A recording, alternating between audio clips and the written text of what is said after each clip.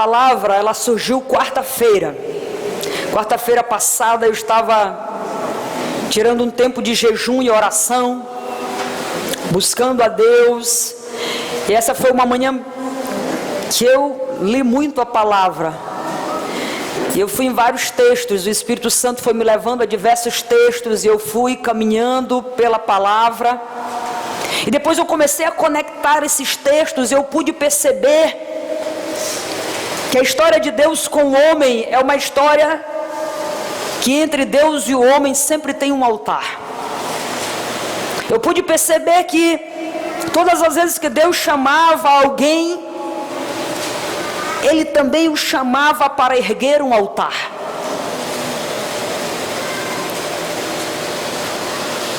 E o que é um altar? Em hebraico, a palavra altar significa lugar de matança.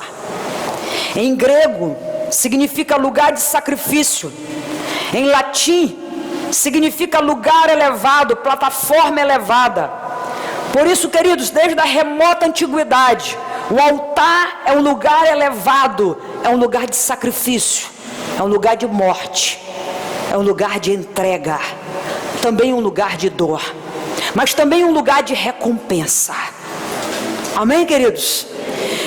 O primeiro registro de um altar na história vem com Abel.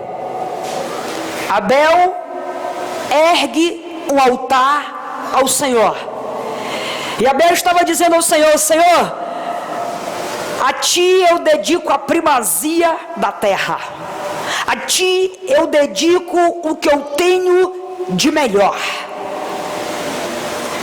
E ali estava Abel entregando ao Senhor o que ele tinha de melhor. E sabe, o sacrifício de Abel, a entrega de Abel foi muito grande. Ele ofereceu o melhor gado que ele tinha, o melhor. Aquele que tinha o maior poder comercial, aquele que tinha um poder de venda muito grande. Foi exatamente esse que Abel ofereceu no altar. E o sacrifício de Abel apontava para Cristo. Porque o resultado da nossa vida, queridos, sempre vai apontar para algo ou para alguém. Nós só precisamos é saber para onde estamos apontando, para onde a nossa vida está sinalizando, mas que ela vai sinalizar sim. Você percebe que o altar de Caim é completamente diferente. O altar que Caim ergue é o altar do seu eu. Ele oferece ao Senhor aquilo que para ele era agradável, quando na verdade ele precisava oferecer ao Senhor aquilo que para o Senhor era agradável. Às vezes nós estamos oferecendo ao Senhor aquilo que para nós é agradável. Estamos oferecendo o que temos, o nosso melhor. Mas nem sempre o nosso melhor é aquilo que Deus espera. Você percebe que quando Davi está levando a arca para Israel, depois de um tempo em que ele coloca a arca diante de carros de boi, quando na verdade, pela lei, apenas os levitas poderiam carregar, usar, sabe, ele com zelo, ele tenta proteger a arca que ia cair, e ele é fulminado. Parece injusto, mas havia uma direção, havia uma orientação. Essa era a forma de Davi, mas essa não era a forma de Deus. Nós observamos também Noé. Noé entrega sacrifício ao Senhor quando? A Bíblia registra que Noé entrega sacrifício ao Senhor quando saiu da arca. É como se Noé estivesse olhando para Deus e falando: Senhor, só o Senhor pode me livrar, e pode me livrar, e pode me escolher com graça e com misericórdia. Escolheu a minha família, e hoje eu estou aqui em terra firme. A Ti seja dada a honra, a glória e o louvor. Nós vamos ver na história que Abraão ergue altar. Quando ele é chamado por Deus, ele ergue o altar a Deus. Nós vamos ver que Jacó ergue um altar, Isaac ergue o altar. Altares. são erguidos, queridos, sempre em momentos em que Deus deseja nos levar a um nível maior. Entre você e as suas conquistas deve existir um altar. Porque se não existir um altar entre você e as suas conquistas, restará você. Mas se existir um altar entre você e as suas conquistas, Deus será honrado e glorificado por tudo. Sabe, queridos, nós temos um texto. Então disse Deus, é Deus falando a Moisés. Então disse Deus, vamos ler juntos? Não se aproxime, tire as sandálias dos pés, pois o lugar em que você está é terra santa. Disse ainda, eu sou o Deus de seu pai, o Deus de Abraão, o Deus de Isaque, o Deus de Jacó. Então Moisés cobriu o rosto, pois teve medo de olhar para Deus. Como essa história aconteceu? Quem foi Moisés? Moisés, um homem escolhido no ventre da sua mãe para libertar Israel. Onde estava Israel? No Egito, no cativeiro, sofrendo nas mãos de Faraó. E Deus então escolhe Moisés no ventre da sua mãe. Deus o livra da morte em um tempo em que Faraó estava furioso. Deus o protege. Ele sabia perfeitamente que ele era o libertador de Israel. Conta a história que em determinado momento Moisés sai. É como se ele assumisse aquele papel. É como se ele dissesse assim, eu realmente sou o libertador. Então se eu sou o libertador, eu vou libertar o meu povo. E ele sai e diz que ele encontra alguém. Eles entram em contenda. E nessa contenda ele mata o egípcio. Depois ele entra em contenda mais tarde com outro egípcio. E ele já está aqui em um pé de guerra que parece que ele era muito bom em luta. Na verdade ele foi preparado para isso. E quando ele já está aqui com aquele egípcio, o egípcio diz para ele, porventura você vai me matar como você fez com aquele outro e o enterrou na areia?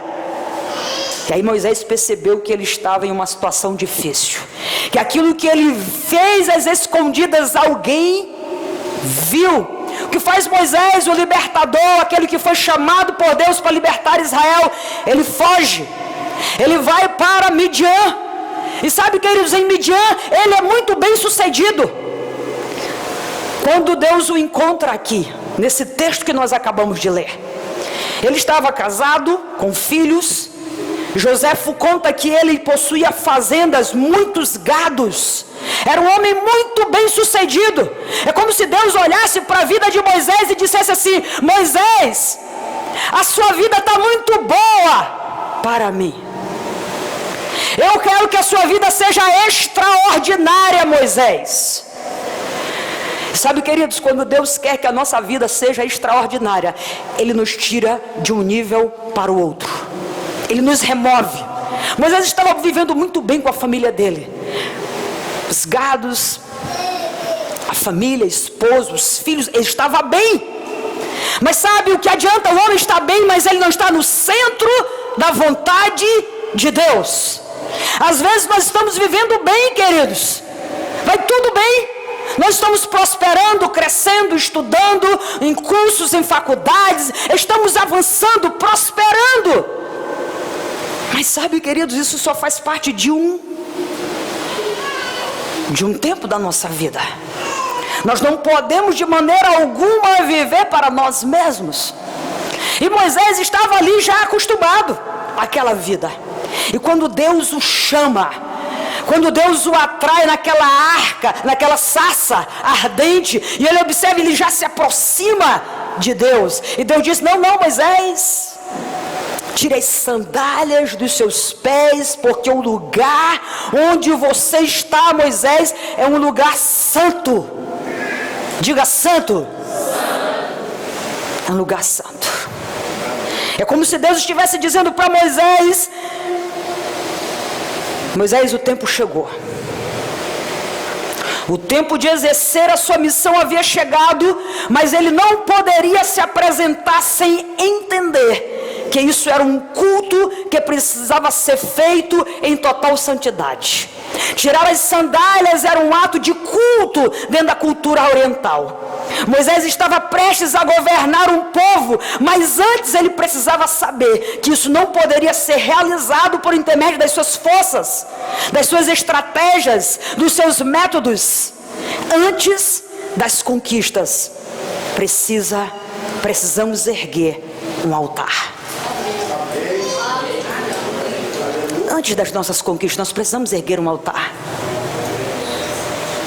Altar fala de devoção, queridos, de entrega, de renúncia, de morte, da nossa vontade, do nosso eu, dos nossos desejos, para que prevaleça aquela vontade que é melhor. A vontade de Deus é boa, é perfeita, é agradável.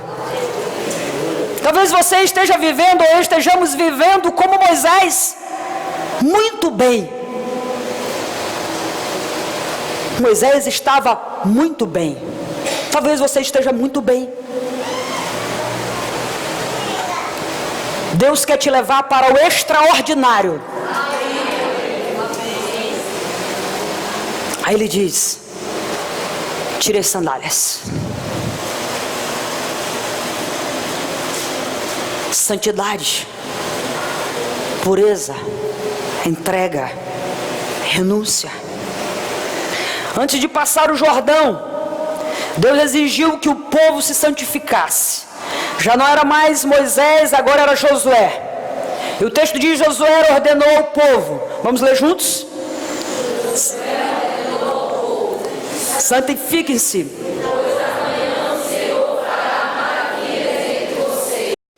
Qual era o episódio aqui? Era a travessia do Jordão.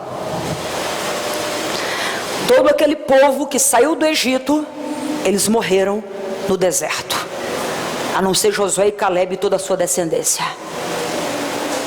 Então aquele povo nunca tinha experimentado uma maravilha tamanha de ver o mar se abrir. E era tempo, não era de verão, era tempo da colheita, era tempo de inverno. O Jordão estava transbordando, impossível passar pés enxutos. Mas o povo estava ali, perto. E Deus chega para Josué e diz: Josué, santifique-se. Leve o povo à santidade, porque eles verão a minha glória. E só podemos ver a glória de Deus se estivermos vivendo em santidade. Sabe, queridos, às vezes nós queremos tudo de Deus. As bênçãos de Deus, a glória, o poder, os mistérios. Mas nós temos dificuldade de entregar. Nós temos dificuldade de renunciarmos. Nós temos dificuldade de fazermos da nossa vida um sacrifício vivo, santo e agradável a Deus. E Deus estava dizendo para Josué: Josué, aprenda uma lição muito grande. Nós não podemos viver de qualquer maneira, não podemos viver conquistando as coisas sem que venhamos compreender que cada conquista tem um preço no reino espiritual. A nossa vida precisa acompanhar, queridos, o nível de conquista que estamos dispostos a fazer e a ter. Onde você quer chegar, o que você quer ser, o que Deus está te chamando para ser. Quanto mais alto Deus te colocar, mais sacrifício você precisará fazer. Essa é uma grande verdade. Você sacrifica a sua liberdade, você sacrifica o que falar, o que pensar, o que vestir, o que comer, por onde andar. Você sacrifica.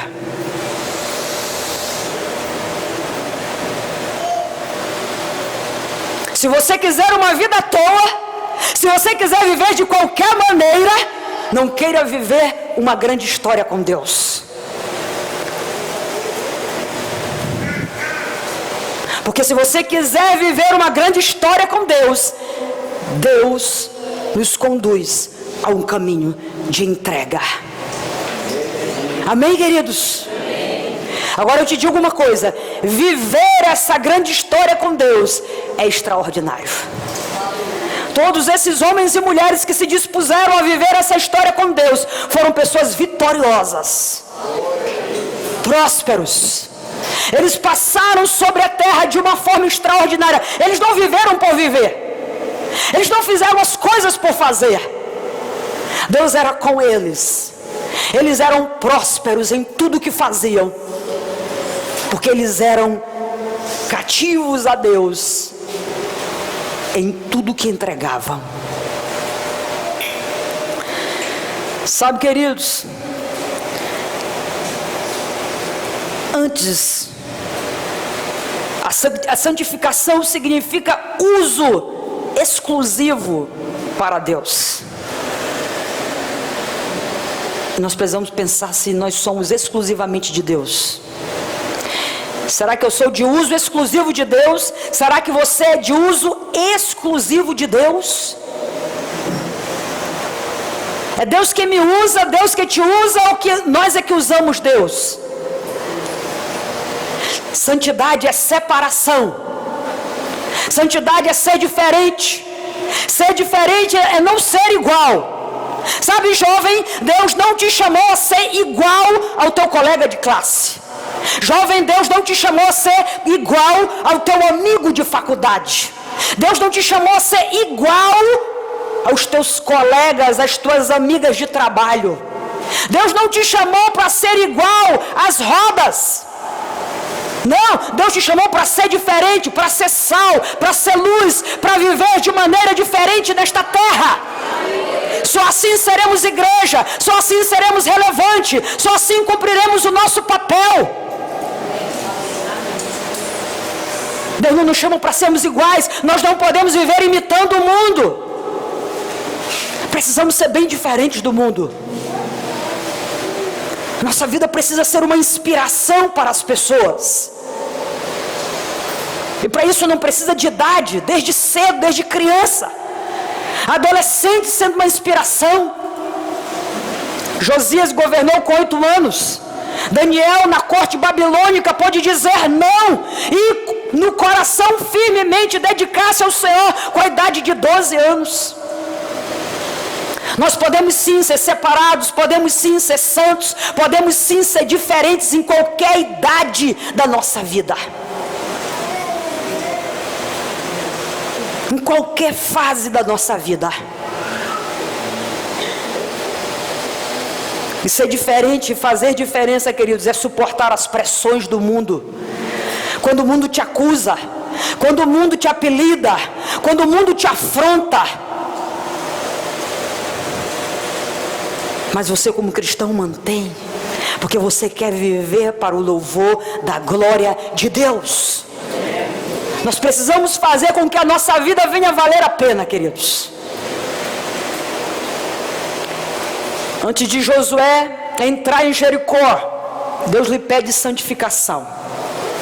Naquela ocasião o Senhor disse a Josué: faça facas de pedra e circuncide os israelitas de novo. Amém? O que Deus estava dizendo? A circuncisão aconteceu com quem? Abraão. Foi uma aliança que Deus fez com Abraão e depois com toda a sua descendência. Todo homem precisava ser circuncidado. Qual a idade de Abraão? 99 anos, quando ele foi circuncidado. O que Deus prometeu para ele? Uma grande nação e um grande povo. Um grande povo e uma grande terra. Mas antes da grande terra e do grande povo, o altar, a entrega, o sacrifício, a aliança, a dor.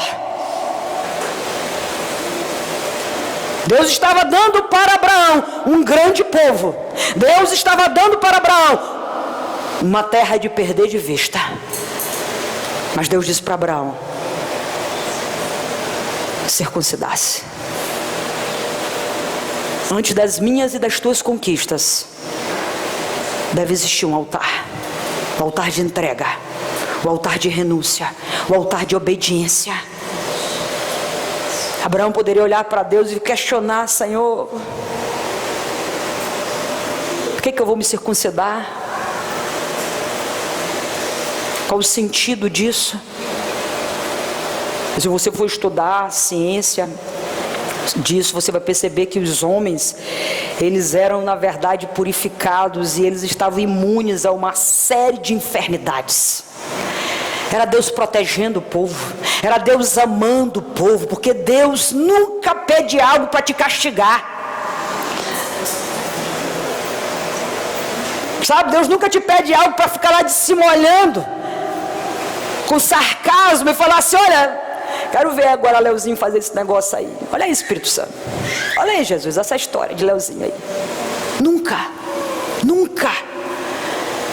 Ele é amor puro. Essa é a essência de Deus. Essa é a graça divina do nosso Deus. Nós podemos confiar em tudo que Ele nos pede, porque Ele é amor puro. Ele é graça pura. É misericórdia pura. Então Deus estava dizendo ao povo: olha, é tempo de santidade, porque aquele povo todo saiu do Egito, morreu no deserto, nunca mais se circuncidaram. E Deus diz: agora é tempo de aliança. É tempo de voltar à aliança, a aliança que eu tive com Abraão, eu tenho com vocês. A vocês eu darei uma grande terra, vocês serão um grande povo. É tempo de santidade, é tempo de separação. A circuncisão significava o quê? Separação. Nós somos diferentes. Amém, queridos? Amém. Louvado seja o nome do Senhor. E eles passaram o Jordão com os pés enxutos. Tão enxutos que eles tiveram condições de tirar 12 pedras. Depois que saíram de lá, o que fizeram com as 12 pedras? Um altar. Entre você e suas conquistas existe um altar. Agora o próximo texto diz assim, Josué capítulo 5:15 vai dizer: o comandante do exército do Senhor respondeu: tire as sandálias dos pés, pois o lugar em que você está é santo. E Josué as tirou. Josué capítulo 5:15.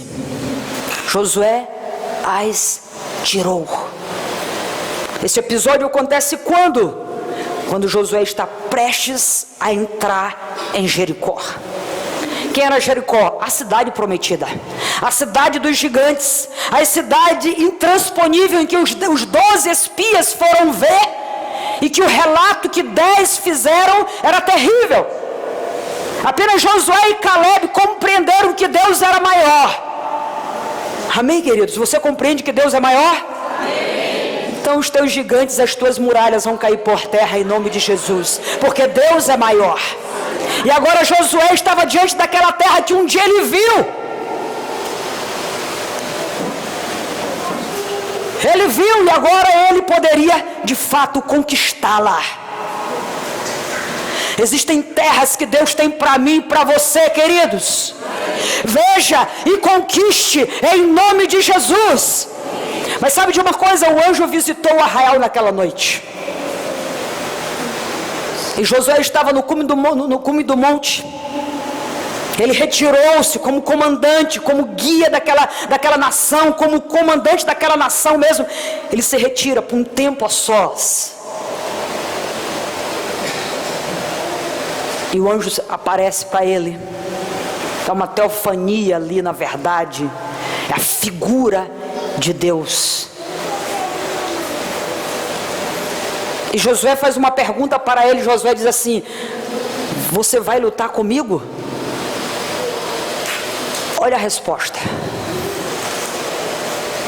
Olha a resposta que ele recebe.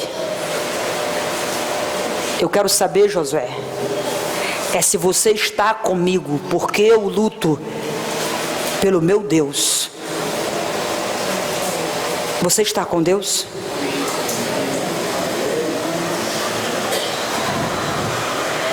Existem anjos que lutam a luta de Deus.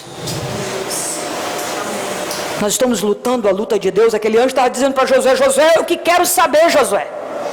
Josué, eu que quero saber se aquilo que você está fazendo é para Deus ou se você está fazendo para você. Josué, isso que você está fazendo é o seu altar próprio, é a sua vida, como foi a vida de Sansão, como foi a vida do primeiro rei de Israel. Eu quero saber se você está vivendo para ti. Se eu te dei uma coroa, se eu te dei um cargo, se eu te dei um lugar de posição e você está vivendo para ti. Assim como fez Saul, que pegou o que Deus colocou nas mãos dele e passou a viver para ele. Deus, diante daquela guerra, diante daquela luta, daquela grande conquista que Israel teria, Deus queria saber se Josué estava com ele. E quando Josué sinaliza de que estava com Deus, ele ouve as mesmas palavras que Moisés ouve na sarça. Josué, tire as suas sandálias, porque o lugar onde você está é lugar de culto. Aleluia. Sabe, toda a tua luta, querido, é culto, é adoração, é louvor a Deus. Todas as tuas provações é culto, é louvor, é altar ao Senhor. Todas as tuas guerras é culto, é louvor, é altar ao Deus vivo. Todas as tuas lutas, todas as adversidades, problemas, é luta, é altar ao Deus vivo. E Deus estava dizendo para Josué: Josué, a luta do meu povo é vencida com adoração, com culto, com sacrifício. Quem era Josué, queridos? Um estrategista, um lutador, um homem que sabia manusear a espada, um homem que sabia conduzir um exército. Mas existem momentos que nem espada e nem exército, existem momentos que é o Senhor Jesus que nos garante a vitória. E nós precisamos saber disso, igreja. Nós precisamos saber que existem momentos que não tem estratégia. Existe momento que Deus nos quer no chão, Deus nos quer no altar, Deus nos quer na entrega, Deus nos quer na devoção. Às vezes você tem boas estratégias, às vezes você tem boa palavra, mas falta se curvar, falta se entregar, falta se voltar e compreender que o altar precisa ser erguido e que Deus precisa ser glorificado. É que ele entendesse isso. Sabe, queridos, Deus não se perde com os nossos dons e talentos. Deus não fica surpreendido com os nossos dons e talentos. Deus não se perde com aquilo que eu sei, nem com aquilo que você sabe, porque tudo que eu sei e o que você sabe foi Ele que deu. Deus testa o nosso coração. Deus testa o nosso coração. Existem situações que vêm unicamente para que Deus desloque o nosso coração. E às vezes Deus testa o nosso coração é reprovado.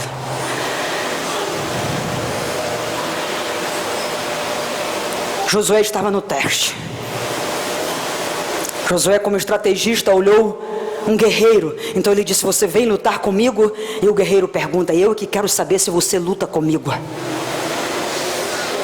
Porque eu só luto com quem luta por Deus. Amém?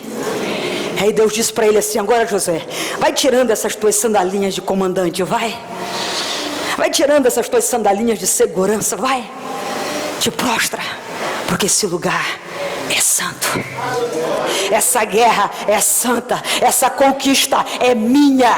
Aleluia. Sempre será assim.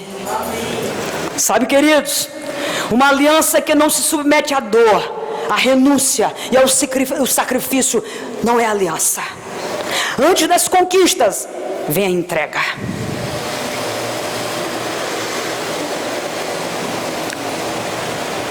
Lá em Josué capítulo 7, verso de 11 a 13, Israel sofreu uma grande derrota depois de conquistar Jericó. Sabe com quantos soldados Josué estava naquela conquista de Jericó? 600 mil. 600 mil soldados, fortemente armados. A direção de Deus era: vocês precisam destruir tudo. E eles destruíram tudo. Mas Acã, ele olha uma linda capa babilônica ele se impressiona com a capa. Acã, diante do ouro e da prata, ele não resiste. Ele toma para si a capa babilônica, ele toma para si ouro e prata, e ele guarda consigo. E agora Israel se prepara para conquistar uma cidade chamada Ai, uma cidade pequena, insignificante diante do poder de Jericó. Eles vão espiar a terra e eles dizem assim: olha, você percebe, eram 600.000 homens enviados para Jericó. E agora para Ai eles dizem assim: olha, podemos enviar de 2.000 a 3.000 homens, e os homens de Ai vão sair gritando: ai, ai, ai. E eles enviaram, confiantes, tranquilos, 2.000 a 3.000 homens. E quem sai gritando ai, ai, ai? Israel. Naquele dia 33 guerreiros perderam a vida. 33 mulheres ficaram sem os seus esposos. 33 mães ficaram sem os seus filhos. E muitos filhos ficaram sem os seus pais. E talvez você pergunte assim, mas assim, esse não foi o pecado de Acã? Aqui existe o poder do corpo. Quando Deus me vê, Ele não vê a partir de Meire. Ele vê a partir de quem eu sou no corpo. Você pode até no seu quarto orar ao Senhor, mas quando Deus lhe vê, Ele vê como parte do corpo. Ele olha para Léo, é uma unha, Gleido é um pé, eu sou o dedão, irmão João é ali o braço esquerdo, o Ender é o fígado, alguém mais é o coração. Ele nos vê como partes de um corpo e Ele é o cabeça. O pecado que eu faço às escondidas, ele atinge diretamente o corpo. Todo o corpo sofre. Por que não apenas Acã morreu? Por que muitos morreram? Por que Israel foi derrotado? Por que o povo saiu dali humilhado? E o texto vem falando que o Josué se prostra e ele está confuso. E ele diz: Senhor, será que o Senhor nos tira do Egito para que venhamos morrer aqui? E o Senhor diz para Josué: Josué, te levanta. O povo pecou contra mim e é necessário que vocês venham tirar do meio de vós. Ele não diz Acã pecou contra mim, ele diz Israel pecou contra mim e é necessário que vocês tirem do meio de vós o pecado. O texto vem dizendo, vamos ler juntos? Israel pecou.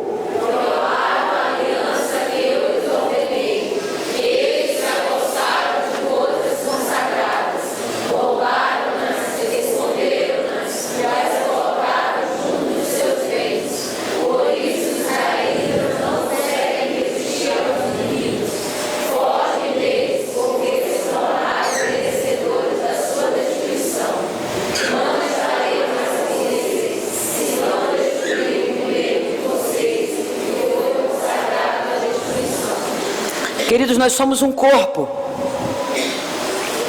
Uma vez que você se intitula igreja, uma vez que você diz que é cristão, nós precisamos ter um comportamento de cristão.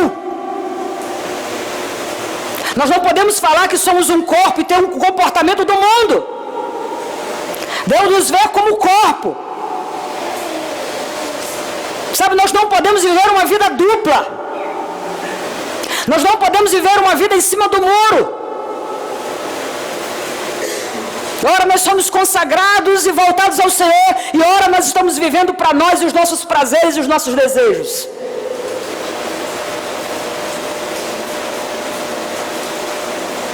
Porque aquilo que eu faço às escondidas, eu atinjo toda a igreja.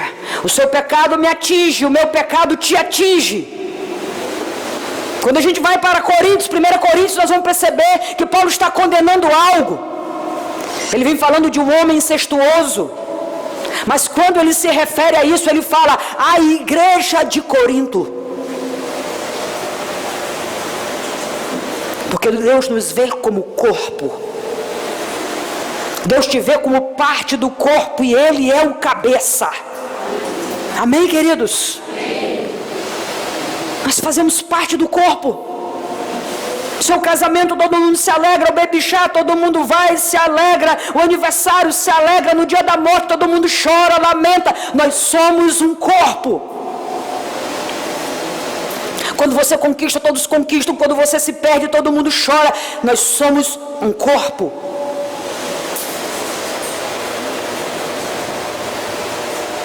Nós precisamos adquirir essa compreensão de corpo, essa identidade de corpo.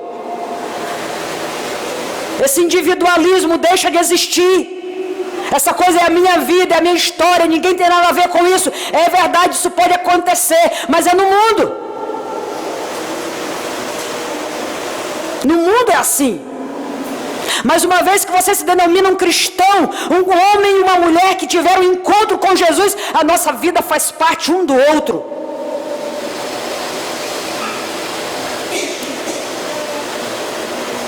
Nós somos um corpo. E agora Acã, ele trazia para Israel uma derrota. Eles eram para derrotar Ai em uma só tarde. Mas eles foram derrotados e Israel parou por alguns minutos, por alguns dias. O corpo sempre para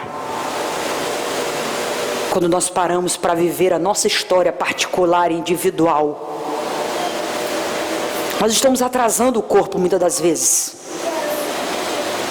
Nós estamos inibindo o crescimento do corpo, a ação do corpo, a atuação do corpo, o poder do corpo, a santidade do corpo. Nós estamos juntos, igreja. Nós somos um só corpo.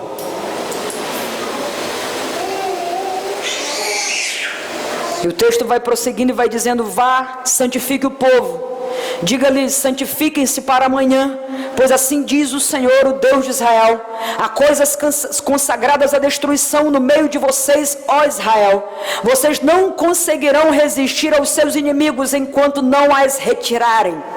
Será que existem algumas coisas consagradas à destruição na minha vida, na sua vida, na minha casa, na sua casa? O que você já poderia ter se desfeito mesmo, jogado fora, tocado fogo, e que você consegue ainda ficar e ficar e ficar?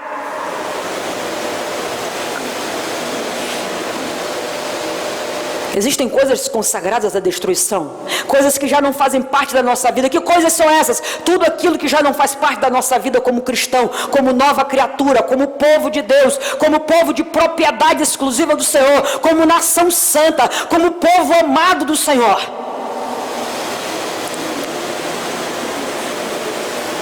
Deus nos chama, Deus nos quer. É tempo de erguer o altar. É tempo de sacrifício, é tempo de entrega, é tempo de recomeçar, refazer a rota. É tempo de repensar, é tempo de rever.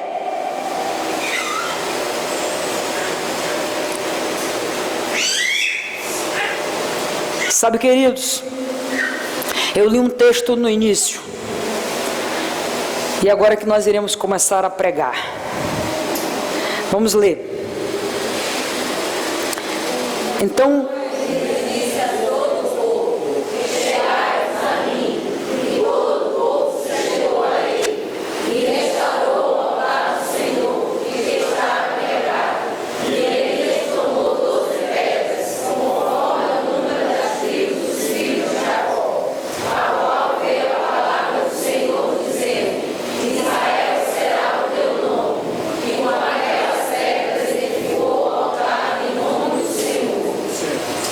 observe um detalhe nesse texto.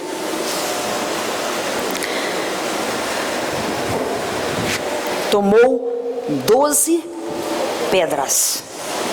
Por que ele não tomou 11? Israel não já estava dividido? Deus, quando olhava para Israel, Ele olhava como Israel.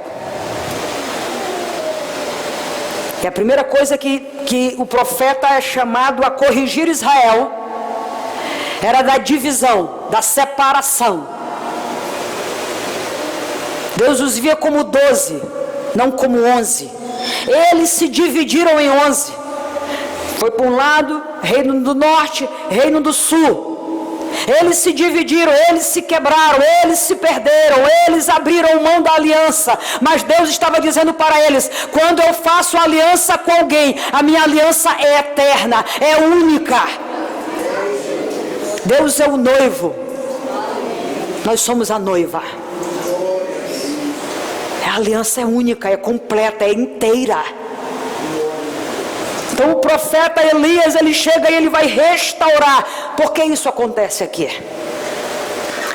Porque Acabe, um rei de Israel, se casou com uma mulher chamada Jezabel. Só o nome Jezabel a gente já percebe que assim, que parece assim um nome de cobra. Jezabel.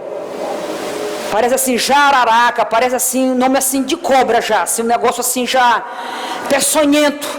Então ele casa com essa mulher idólatra, essa mulher ímpia, essa mulher que perseguia o povo de Deus, essa mulher que era completamente contra Deus, seus valores, sua vontade, contra os profetas de Deus, uma mulher que matava os profetas. É com essa mulher que Acabe faz aliança e leva todo Israel à destruição. E nesse exato momento Israel está diante de uma grande crise, porque eles estão sem água. O próprio Elias, ele profetiza isso, ele diz: olha, não terá água sobre a face da terra. E sabe de uma coisa, Elias vivia uma vida santa, justa, mas a seca chega até a vida dele, porque ele também era povo, ele também era Israel, ele também fazia parte. O pecado daquela nação chegou até aquele profeta. Ele sofria com o pecado que ele não havia cometido. Porque nós somos o quê? Nós somos um corpo. E a nação estava seca. A nação estava sem água. Havia um caos. Um caos havia se estabelecido sobre a face da terra ali. Sem água não há crescimento, sem água não há prosperidade, sem água não há colheita. Sem água tudo que você tem se perde. E o povo estava assim. E Deus reúne então todo Israel. E os 450 profetas de Baal. Profetas esses que Israel ouvia. E uma boa pergunta: quem são os teus profetas? A quem você ouve?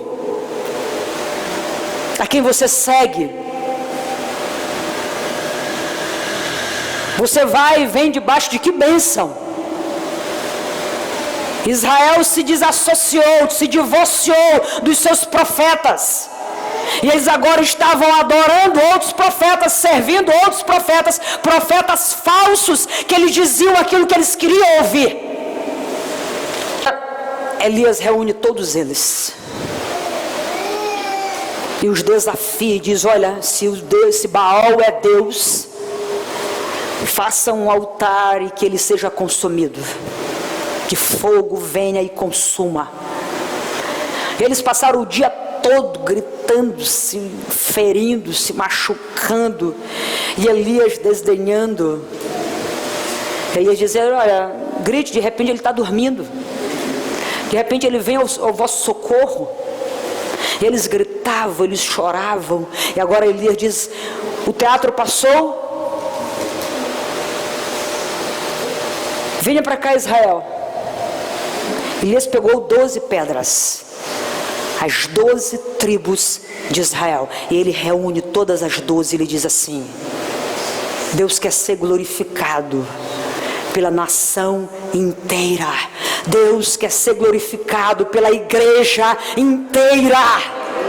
Nós somos corpo, nós somos corpo, nós somos família, nós somos um.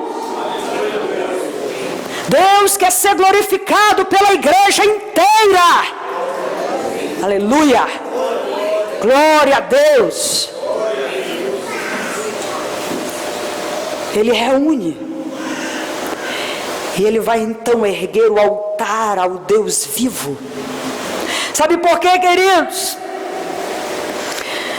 Aquele povo, eles estavam reclamando da falta de água, mas não estavam sentindo falta da fonte. Esse é o pior estágio que alguém que se diz cristão pode chegar.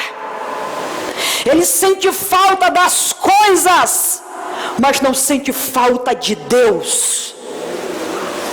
O problema de Israel não era falta de água. O problema de Israel era falta de Deus. Talvez o seu problema não seja de recursos. Talvez o seu problema seja falta de Deus.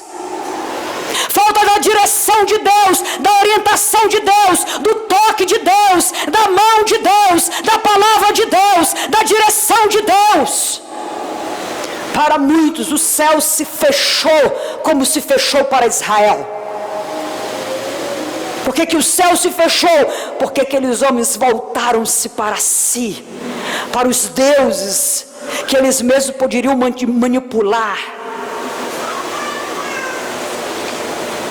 E às vezes, queridos, nada de novo tem acontecido na nossa vida, nada de extraordinário. O mover está acontecendo e nós estamos aqui como palha seca. E nós perguntamos por quê e por quê. É porque na verdade nós sentimos muito mais falta das coisas. Nós sentimos mais falta de uma posição. Nós sentimos muito mais falta, sabe, de um cargo. Nós sentimos muito mais falta de um lugar daqui ou daquilo do que de Deus propriamente dito. A maior sede de Israel ele não conseguiu enxergar que era de Deus. Queridos, é tempo de sentir sede por Deus. É tempo de voltar à fonte. É tempo de sentir falta do Abba. É tempo de sentir falta do Abba. Qual será o altar que nós precisamos erguer hoje, queridos? Da fidelidade, do amor, da unidade, do perdão, da graça, da misericórdia.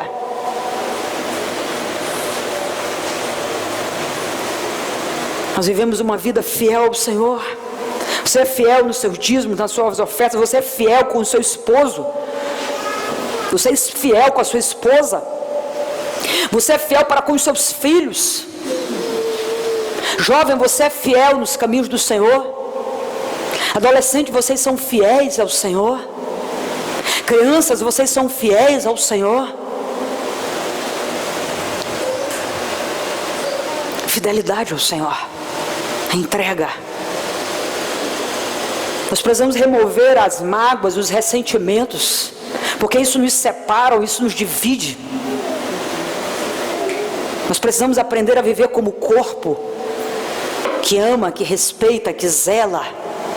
Corpo que se alegra quando alguém, sabe, alguém é promovido. Você se alegra quando alguém é promovido ou você entra em crise?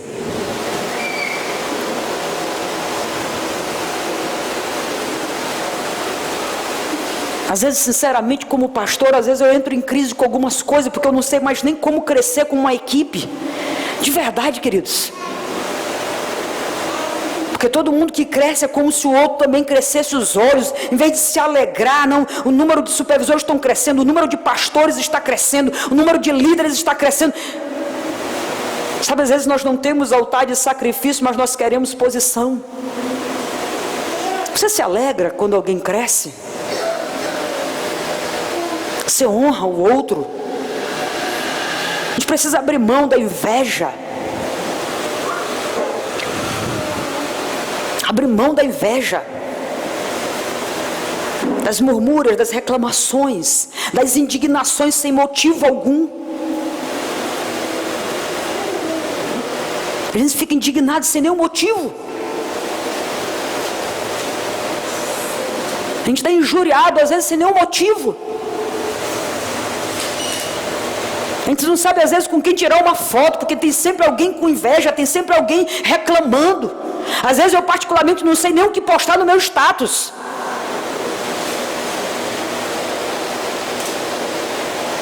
A gente perde literalmente a liberdade, queridos. Vamos ser livres para crescer, amados. Esteja profundamente satisfeito com aquilo que você é, onde Deus te colocou. A um Ele deu 1, a um Ele deu 5, a outra Ele deu 1000, a outra Ele deu 10.000. Amém, glória a Deus.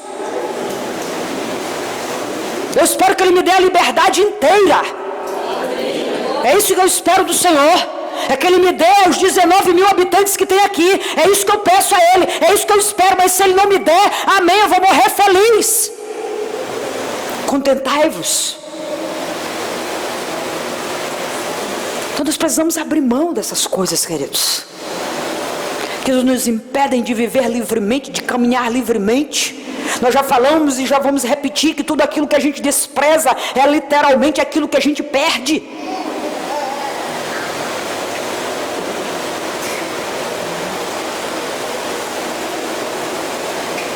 E aqui Elias reúne, e esse povo ele sentia mais falta da água do que da fonte. E Deus nos chama a voltarmos para a fonte. Elias constrói um altar maior que o de Baal. Sabe, queridos, nossa vida deve ser maior que a vida do mundo. Amém? A minha vida e a sua vida deve ser maior do que o mundo. Sabe, o mundo tem um altar. O nosso precisa ser maior. Entre Deus e você existe um altar. Cristo.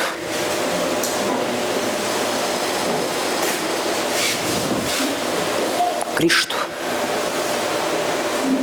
Para que Deus te tivesse como filho, Cristo foi sacrificado. A ponte foi Jesus. O sacrifício foi Jesus. A separação foi de Jesus. A dor foi de Jesus. Entre você e suas conquistas existe um altar. Amém? Vamos nos colocar em pé, queridos. Vamos erguer esse altar hoje. Vamos rever o nosso altar hoje, agora, em nome de Jesus. Eu queria convidar você a colocar a mão no seu coração e você orar. Talvez o Espírito Santo te falou algumas coisas que você precisa deixar, coisas que te perseguem, coisas que não te deixam crescer, coisas que inibem o teu crescimento, atitudes, pensamentos, vícios, talvez vícios, talvez vícios, talvez vícios.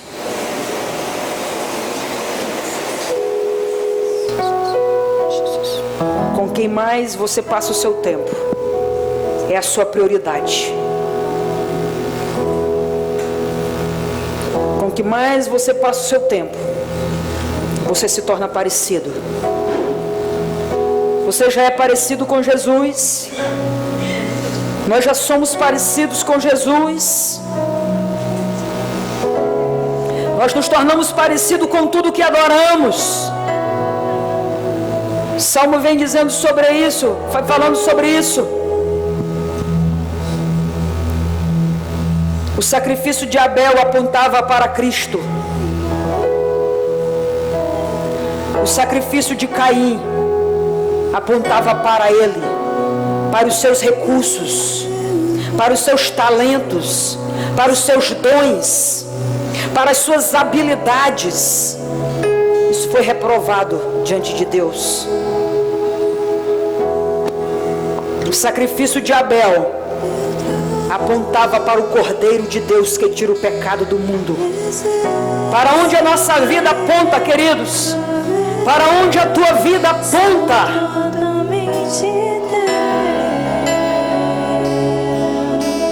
Deus nos chama a entregarmos o controle, o trono.